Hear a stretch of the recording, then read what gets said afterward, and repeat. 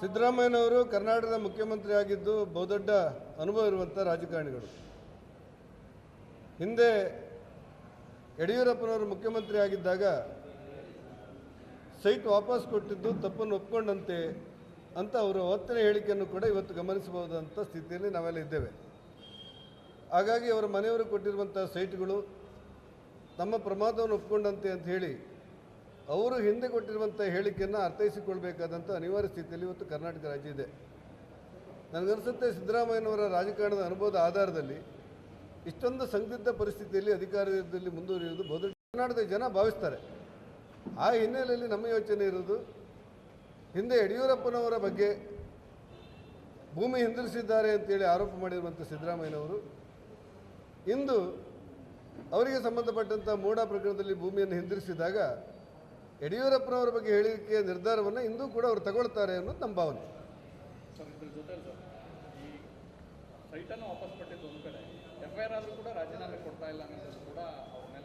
ಅಲ್ಲ, ಅವರು ಆವಾಗ ಯಡಿಯೂರಪ್ಪನವ್ರಿಗೆ ಹೇಳಿದ್ದು ರಾಜ್ಯಪಾಲರು ಅನುಮತಿ ಕೊಟ್ಟ ನಂತರ ಅವ್ರ ಮೇಲೆ ಪ್ರಕರಣ ದಾಖಲಾದಾಗ ಯಡಿಯೂರಪ್ಪನವರು ರಾಜೀನಾಮೆ ಕೊಡಬೇಕು ಅಂತ ಹೇಳಿದವರು ಇದೇ ಸಿದ್ದರಾಮಯ್ಯನವರು.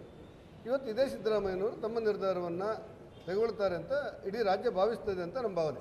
ಹೈಕಮಾಂಡ್ ಜೊತೆಲಿ ಇದೆಯಾ ಅಂತ, ಯಾಕಂದರೆ ಇಷ್ಟು ಎಲ್ಲ ಆದರೂ ಕೂಡ ಹೈಕಮಾಂಡು ರಾಜೀನಾಮೆ ಕೇಳ್ತಾ ಇಲ್ಲ. ಅವರ ಯೋಚನೆಗಳು ಹೇಗಿದೆಯೋ, ಹೈಕಮಾಂಡು ಕಾಂಗ್ರೆಸ್ಸಿನ ಹೈಕಮಾಂಡ್ ಯೋಚನೆ ಏನೋ ನಮ್ಗೆ ಗೊತ್ತಿಲ್ಲ. ಆದರೆ ಇಡೀ ದೇಶವ್ಯಾಪಿ ಕರ್ನಾಟಕದ ಇವತ್ತಿನ ವಿಚಾರಗಳು ಚರ್ಚೆ ಆಗ್ತಿದೆ. ನನಗನ್ನಿಸುತ್ತೆ ಅವರ ಪಕ್ಷದ ಮೇಲೆ ಇದು ಸಹಜವಾದಂಥ ಪರಿಣಾಮವನ್ನು ಬೀರುವಂಥ ಒಂದು ಭಾವನೆಗಳಿದೆ ಅಂತ ಅಂದ್ಕೊಂಡಾಗ ಹೈಕಮಾಂಡು ಕೂಡ ಇದ್ರ ಬಗ್ಗೆ ಜಾಗ್ರತೆ ವಹಿಸುತ್ತೆ ಅಂತ ನಾನು ಅಂದ್ಕೊಂಡಿದ್ದೀನಿ. ಪಕ್ಷದ ವಿಚಾರ ಸರ್, ಪದೇ ಪದೇ ಯತ್ನಾಳ್ ಅವರು ಈ ಸಂಘ ಪರಿವಾರದ ಜೊತೆ ಸಭೆ ಕೂಡ ಆಯಿತು. ಯತ್ನಾಳ್ ಅವರು ಇಷ್ಟೆಲ್ಲ ಆದರೂ ಕೂಡ ಯತ್ನಾಳ್ ಅವರು ತಮ್ಮ ಗುಂಪನ್ನು ದೊಡ್ಡದಾಗಿ ಕಟ್ತಾ ಇದ್ದಾರೆ. ಉಚ್ಚಾಟನೆ ಆಗಿರ್ತಕ್ಕಂಥ ಈಶ್ವರಪ್ಪನವ್ರನ್ನ ಮನೆಗೆ ಭೇಟಿ ಕೊಟ್ಟು ಮುಂದಿನ ಮುಖ್ಯಮಂತ್ರಿ ಈಶ್ವರಪ್ಪನವರು ಅನ್ನೋಂಥ ಹಂತಕ್ಕೂ ಕೂಡ ಹೋಗ್ತಾ ಇದ್ದಾರೆ. ಇದು ಪಕ್ಷಕ್ಕೆ ಶೋಭೆ. ನೀವು ಪದೇ ಪದೇ ಕೇಳ್ತಾ ಇರೋದು ಪಾರ್ಟಿಗೆ ನಿಷ್ಠಾವಂತರು ಅಂದ್ಕೊಂಡಿರುವಂಥ ತಂಡವೊಂದು ರಾಜ್ಯಾಧ್ಯಕ್ಷರಿಗೆ ಮುಜುಗರ ಮಾಡ್ತಾ ಇದೆ ಅಂತ ಹೇಳಿ ಇವತ್ತು ವ್ಯಾಪಕವಾದಂಥ ಮಾಧ್ಯಮದಲ್ಲಿ ಚರ್ಚೆ ಆಗುವಂಥ ವಿಚಾರಗಳು. ಭಾರತೀಯ ಜನತಾ ಪಕ್ಷ ಇವತ್ತು ಪ್ರತಿಪಕ್ಷವಾಗಿ ಕರ್ನಾಟಕದಲ್ಲಿ ಕೆಲಸ ಮಾಡ್ತಾ ಇದ್ದೇವೆ. ನಮ್ಮ ಮುಂದೆ ಇಡೀ ಪಕ್ಷ ಒಂದಾಗಿ ಒಟ್ಟಾಗಿ ಸರ್ಕಾರದ ವಿರುದ್ಧ ಸೆಣಸಾಟ ಮಾಡ್ತಿರುವಂಥ ಸಂದಿಗ್ಧ ಸಮಯ ಇವತ್ತು. ಮೈಸೂರಿಗೆ ಕಾಲ್ನಡಿಗೆ ಜಾಥಾ ಮಾಡಿರುವುದು, ಮೂಡಾ ಹಗರಣದಲ್ಲಿ ಸರ್ಕಾರವನ್ನು ಇಕ್ಕಟ್ಟಿಗೆ ಸಿಲುಕಿಸಿರುವಂಥ ಪ್ರಕರಣಗಳು, ಒಂದು ಹೆಜ್ಜೆ ಮುಂದೋದರೆ ಕರ್ನಾಟಕ ರಾಜ್ಯದಲ್ಲಿ 12 ಲಕ್ಷ ಬಡವರ ಪಡಿತರ ಚೀಟಿಯನ್ನು ರದ್ದುಗೊಳಿಸಬೇಕು ಅಂತೇಳಿ ಇವತ್ತು ಸರ್ಕಾರ ಸೂಚನೆಯನ್ನು ಕೊಟ್ಟಿದೆ. ಉಡುಪಿ ಜಿಲ್ಲೆಯಲ್ಲಿ 36,000 ಬಡವರ ಪಡಿತರ ಚೀಟಿಗಳು ರದ್ದಾಗುವಂಥ ಒಂದು ಸ್ಥಿತಿಯಲ್ಲಿದೆ. ಚಿಕ್ಕಮಗಳೂರು ಜಿಲ್ಲೆಯಲ್ಲಿ 42,000 ಜನ BPLನಿಂದ ವಂಚಿತರಾಗಿ ಅಕ್ಕಿಯನ್ನು ಮತ್ತು ರಾಜ್ಯ ಸರ್ಕಾರ ಕೊಟ್ಟಿರುವಂಥ ಗೃಹಲಕ್ಷ್ಮಿಯೂ ಸೇರಿದಂತೆ ಕೇಂದ್ರ ಸರ್ಕಾರದ ಯೋಜನೆಗಳನ್ನು ಕೂಡ ಆಯುಷ್ಮಾನ್ ಭಾರತನ್ನು ಕಳ್ಕೊಳ್ಳುವಂಥ ಸ್ಥಿತಿಯಲ್ಲಿದ್ದಾರೆ. 12 ಲಕ್ಷ ಬಡವರ ಪಡಿತರ ಚೀಟಿ ರದ್ದಾಗ್ತಿರುವ ಸಂದರ್ಭದಲ್ಲಿ ಭಾರತೀಯ ಜನತಾ ಪಕ್ಷ ಪ್ರತಿಪಕ್ಷವಾಗಿ ಸರ್ಕಾರದ ಮೇಲೆ ಮುಗಿಬಿದ್ದು ಆ ಬಡವರ ಹಕ್ಕನ್ನು ರಕ್ಷಣೆ ಮಾಡುವಂಥ ಗುರುತರವಾದಂಥ ಜವಾಬ್ದಾರಿಯಲ್ಲಿ ನಾವಿದ್ದೇವೆ. ಆಶಾ ಕಾರ್ಯಕರ್ತರು ಮತ್ತು ಗ್ರಾಮ ಪಂಚಾಯತಿನ ಸಿಬ್ಬಂದಿಗಳು ಇವತ್ತು ಬೀದಿಗಿಡಿದು ಹೋರಾಟವನ್ನು ಮಾಡ್ತಾ ಇದ್ದಾರೆ. ಸರ್ಕಾರದಲ್ಲಿ ಹಣ ಇಲ್ಲ ಅಂತೇಳಿ ಸರ್ಕಾರ ಕೈ ಚೆಲ್ತಾ ಇದೆ.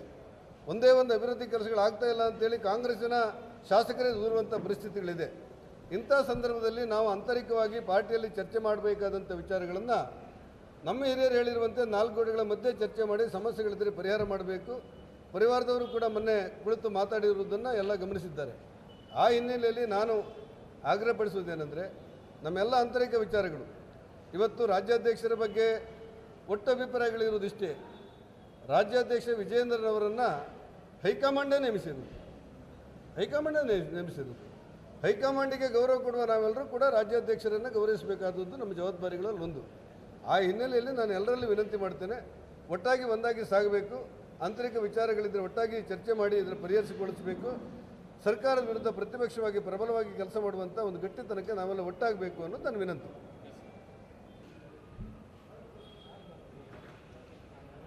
ಸಿದ್ದರಾಮಯ್ಯನವರು ಕರ್ನಾಟಕದ ಮುಖ್ಯಮಂತ್ರಿ ಆಗಿದ್ದು ಬಹುದೊಡ್ಡ ಅನುಭವ ಇರುವಂಥ ರಾಜಕಾರಣಿಗಳು. ಹಿಂದೆ ಯಡಿಯೂರಪ್ಪನವರು ಮುಖ್ಯಮಂತ್ರಿ ಆಗಿದ್ದಾಗ ಸೈಟ್ ವಾಪಸ್ ಕೊಟ್ಟಿದ್ದು ತಪ್ಪನ್ನು ಒಪ್ಪಿಕೊಂಡಂತೆ ಅಂತ ಅವರು ಅವತ್ತಿನ ಹೇಳಿಕೆಯನ್ನು ಕೂಡ ಇವತ್ತು ಗಮನಿಸಬಹುದಂಥ ಸ್ಥಿತಿಯಲ್ಲಿ ನಾವೆಲ್ಲ ಇದ್ದೇವೆ.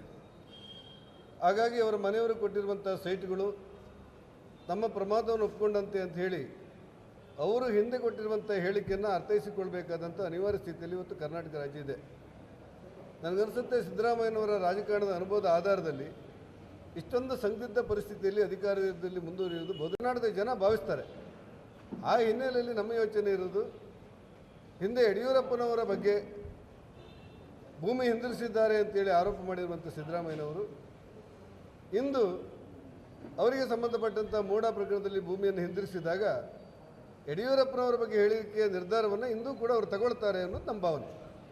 ಸರ್, ಇದ್ರ ಜೊತೆ ಈ ಸೈಟನ್ನು ವಾಪಸ್ ಕೊಟ್ಟಿದ್ದು ಒಂದು ಕಡೆ, FIR ಆದರೂ ಕೂಡ ರಾಜೀನಾಮೆ ಕೊಡ್ತಾ ಇಲ್ಲ ಅನ್ನೋದು ಕೂಡ ಅವ್ರ ಮೇಲೆ ಆರೋಪ. ಅಲ್ಲ, ಅವರು ಆವಾಗ ಯಡಿಯೂರಪ್ಪನವ್ರಿಗೆ ಹೇಳಿದ್ದು ರಾಜ್ಯಪಾಲರು ಅನುಮತಿ ಕೊಟ್ಟ ನಂತರ ಅವ್ರ ಮೇಲೆ ಪ್ರಕರಣ ದಾಖಲಾದಾಗ ಯಡಿಯೂರಪ್ಪನವರು ರಾಜೀನಾಮೆ ಕೊಡಬೇಕು ಅಂತ ಹೇಳಿದವರು ಇದೇ ಸಿದ್ದರಾಮಯ್ಯನವರು. ಇವತ್ತು ಇದೇ ಸಿದ್ದರಾಮಯ್ಯನವರು ತಮ್ಮ ನಿರ್ಧಾರವನ್ನು ತೆಗೊಳ್ತಾರೆ ಅಂತ ಇಡೀ ರಾಜ್ಯ ಭಾವಿಸ್ತದೆ ಅಂತ ನಮ್ಮ ಭಾವನೆ. ಹೈಕಮಾಂಡ್ ಜೊತೆಯಲ್ಲಿ ಇದೆಯಾ ಅಂತ, ಯಾಕಂದರೆ ಇಷ್ಟು ಎಲ್ಲ ಆದರೂ ಕೂಡ ಹೈಕಮಾಂಡು ರಾಜೀನಾಮೆ ಕೇಳ್ತಾ ಇಲ್ಲ. ಅವರ ಯೋಚನೆಗಳು ಹೇಗಿದೆಯೋ, ಹೈಕಮಾಂಡು, ಕಾಂಗ್ರೆಸ್ಸಿನ ಹೈಕಮಾಂಡ್ ಯೋಚನೆ ಏನೋ ನಮ್ಗೆ ಗೊತ್ತಿಲ್ಲ. ಆದರೆ ಇಡೀ ದೇಶವ್ಯಾಪಿ ಕರ್ನಾಟಕದ ಇವತ್ತಿನ ವಿಚಾರಗಳು ಚರ್ಚೆ ಆಗ್ತಿದೆ. ನನಗನ್ನಿಸುತ್ತೆ ಅವರ ಪಕ್ಷದ ಮೇಲೆ ಇದು ಸಹಜವಾದಂಥ ಪರಿಣಾಮವನ್ನು ಬೀರುವಂಥ ಒಂದು ಭಾವನೆಗಳಿದೆ ಅಂತ ಅಂದ್ಕೊಂಡಾಗ ಹೈಕಮಾಂಡು ಕೂಡ ಇದ್ರ ಬಗ್ಗೆ ಜಾಗ್ರತೆ ವಹಿಸುತ್ತೆ ಅಂತ ನಾನು ಅಂದ್ಕೊಂಡಿದ್ದೀನಿ. ಪಕ್ಷದ ವಿಚಾರ ಸರ್, ಪದೇ ಪದೇ ಯತ್ನಾಳ್ ಅವರು ಈ ಸಂಘ ಪರಿವಾರದ ಜೊತೆ ಸಭೆ ಕೂಡ ಆಯಿತು. ಯತ್ನಾಳ್ ಅವರು ಇಷ್ಟೆಲ್ಲ ಆದರೂ ಕೂಡ ಯತ್ನಾಳ್ ಅವರು ತಮ್ಮ ಗುಂಪನ್ನು ದೊಡ್ಡದಾಗಿ ಕಟ್ತಾ ಇದ್ದಾರೆ.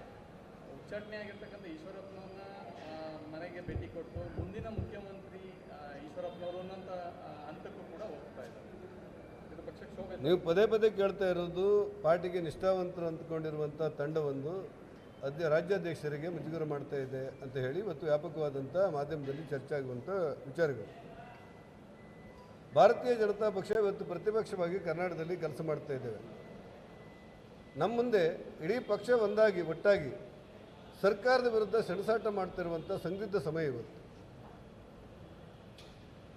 ಮೈಸೂರಿಗೆ ಕಾಲ್ನಡಿಗೆ ಜಾಥಾ ಮಾಡಿರುವುದು, ಮೂಡಾ ಹಗರಣದಲ್ಲಿ ಸರ್ಕಾರವನ್ನು ಇಕ್ಕಟ್ಟಿಗೆ ಸಿಲುಕಿಸಿರುವಂಥ ಪ್ರಕರಣಗಳು, ಒಂದು ಹೆಜ್ಜೆ ಮುಂದೋದರೆ ಕರ್ನಾಟಕ ರಾಜ್ಯದಲ್ಲಿ 12 ಲಕ್ಷ ಬಡವರ ಪಡಿತರ ಚೀಟಿಯನ್ನು ರದ್ದುಗೊಳಿಸಬೇಕು ಅಂತೇಳಿ ಇವತ್ತು ಸರ್ಕಾರ ಸೂಚನೆಯನ್ನು ಕೊಟ್ಟಿದೆ.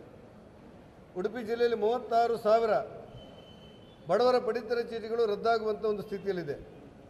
ಚಿಕ್ಕಮಗಳೂರು ಜಿಲ್ಲೆಯಲ್ಲಿ 42,000 ಜನ BPLನಿಂದ ವಂಚಿತರಾಗಿ ಅಕ್ಕಿಯನ್ನು ಮತ್ತು ರಾಜ್ಯ ಸರ್ಕಾರ ಕೊಟ್ಟಿರುವಂಥ ಗೃಹಲಕ್ಷ್ಮಿಯೂ ಸೇರಿದಂತೆ ಕೇಂದ್ರ ಸರ್ಕಾರದ ಯೋಜನೆಗಳನ್ನು ಕೂಡ ಆಯುಷ್ಮಾನ್ ಭಾರತನ್ನು ಕಳ್ಕೊಳ್ಳುವಂಥ ಸ್ಥಿತಿಯಲ್ಲಿದ್ದಾರೆ.